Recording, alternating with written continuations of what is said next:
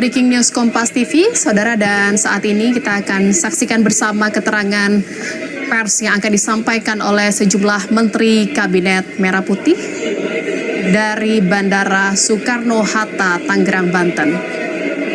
Tampak hadir dalam visual Kompas TV saat ini di Bandara Soekarno-Hatta, Banten, ada Menteri Keuangan Sri Mulyani, ada Menteri BUMN Erick Thohir, dan juga ada Menko Infrastruktur dan Pembangunan Kewilayahan Agus Harimurti Yudhoyono. Dan kita akan bersama-sama, saudara, sebentar lagi akan mendengarkan keterangan resmi yang disampaikan oleh para Menteri Kabinet Merah Putih dari Bandara Soekarno-Hatta, Tangerang, Banten.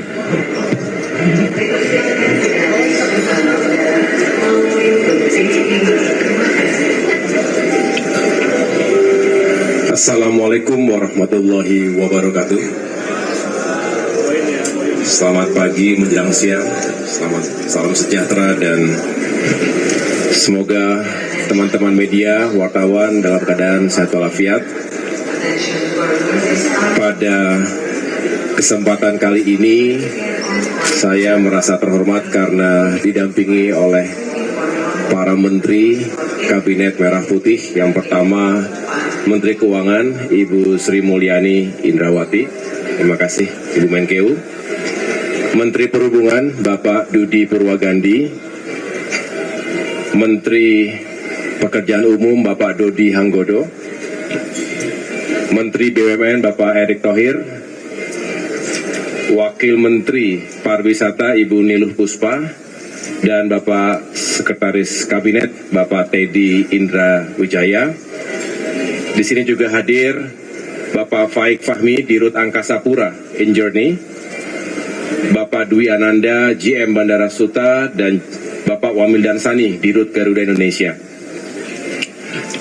Pertama-tama, kami semua mengucapkan selamat menunaikan ibadah puasa di bulan suci Ramadan 1446 Hijriah tahun ini. Ini hari pertama, sehingga tentu kita semua berbahagia menyambut bulan suci ini, dan sekaligus insya Allah ada kabar gembira yang bisa pemerintah sampaikan kepada segenap masyarakat Indonesia. Yang pertama, tentu kami para pembantu Presiden berupaya yang terbaik untuk bisa menjalankan apa yang menjadi arahan Bapak Presiden Prabowo Subianto, di mana beliau senantiasa ingin menghadirkan kebijakan yang pro rakyat, termasuk dalam rangka menghadapi masa mudik Lebaran tahun ini.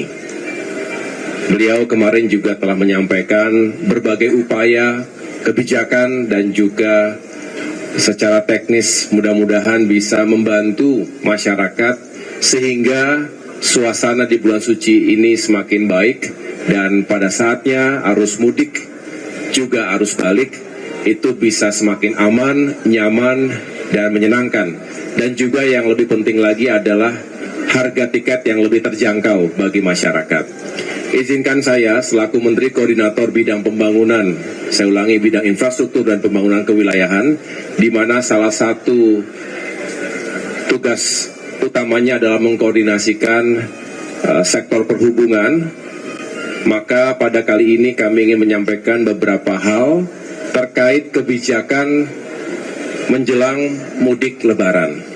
Yang pertama, kita mengetahui dan memprediksi akan ada lonjakan mobilitas, dan ini terjadi setiap Lebaran dan lebih tinggi tentunya dibandingkan Nataru 2024 yang lalu. Oleh karena itu beberapa hal yang harus disiapkan. Pertama, terkait dengan infrastruktur jalan, baik jalan tol, jalan non-tol, dan berbagai fasilitas pendukung transportasi, baik darat, laut, udara, maupun perkereta apian. Ini juga harus kita pastikan Menteri Perhubungan, Menteri PU setiap saat berupaya untuk menghadirkan fasilitas yang semakin baik termasuk juga posko-posko keamanan, posko keselamatan, juga posko kesehatan yang juga harus dihadirkan di sejumlah titik. Ini juga kita khususkan di lokasi-lokasi yang berpotensi terjadi kecelakaan, rawan kecelakaan selama ini secara statistik, maupun juga potensi bencana.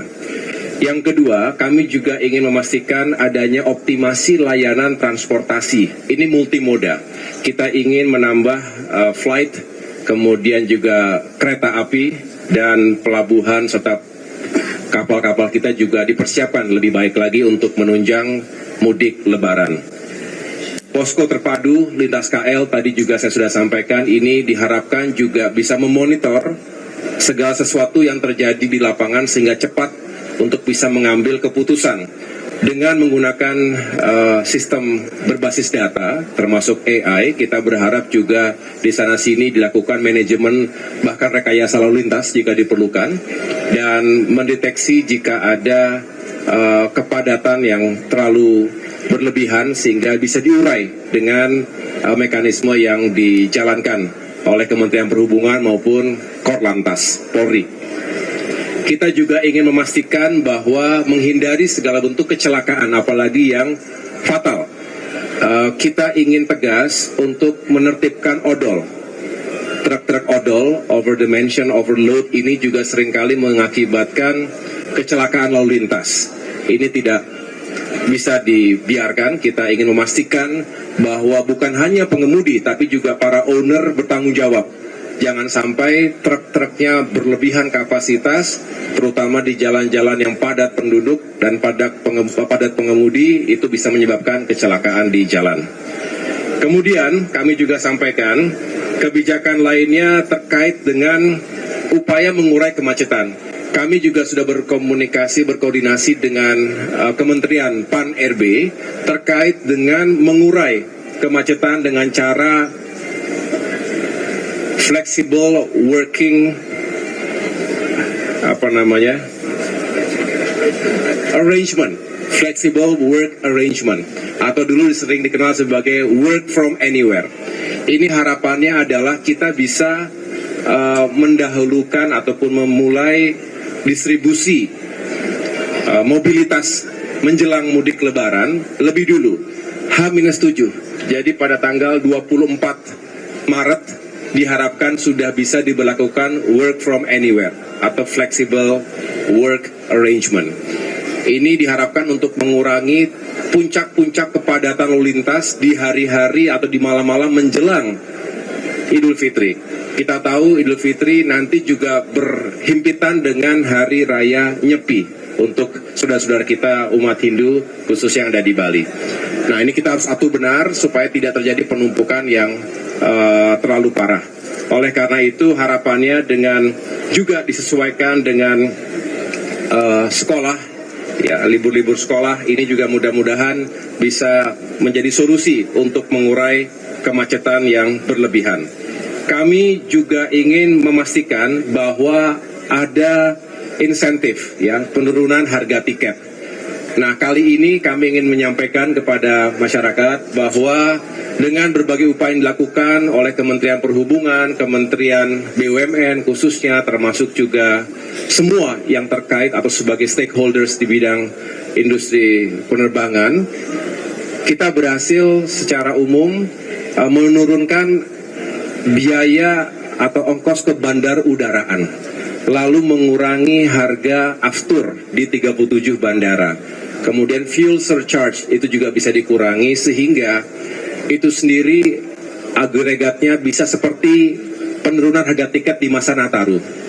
Tapi yang lebih membahagiakan, terima kasih kepada Ibu Menteri Keuangan, kali ini ada insentif tambahan dari pemerintah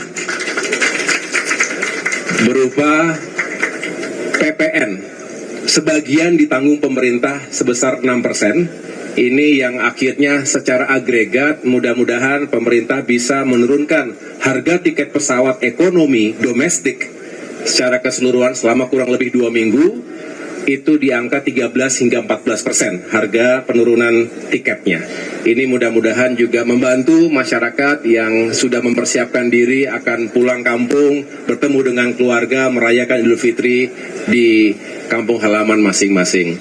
Itu yang menurut saya bisa saya sampaikan. Sekaligus saya juga menjelaskan dari Kementerian PU sudah berkoordinasi untuk pengguna jalan darat ada diskon 20% untuk tol di sejumlah atau di berbagai ruas jalan tol yang ada di Indonesia. Ini juga sebuah upaya untuk bisa mengurangi biaya perjalanan darat masyarakat kita. Selebihnya, Kementerian Perhubungan juga berupaya bersama dengan Kementerian BUMN untuk mengadakan mudik gratis 100.000 orang, baik itu bis, kereta api maupun kapal laut. Ini juga mudah-mudahan bisa sedikit membantu. Sekali lagi, Bapak Ibu sekalian, media, teman-teman media, mohon disampaikan kepada masyarakat luas, ini adalah upaya pemerintah tentu aras-arahan dan direktif khusus dari Bapak Presiden Prabowo Subianto yang sekali lagi ingin